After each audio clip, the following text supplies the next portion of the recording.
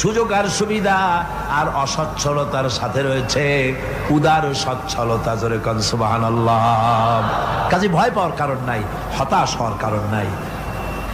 মন আশায় বুক বেঁধে রাখো। গুনাহ করেছো, হতাশ হয়ো না। যুবকদের গুনাহ করা স্বাভাবিক।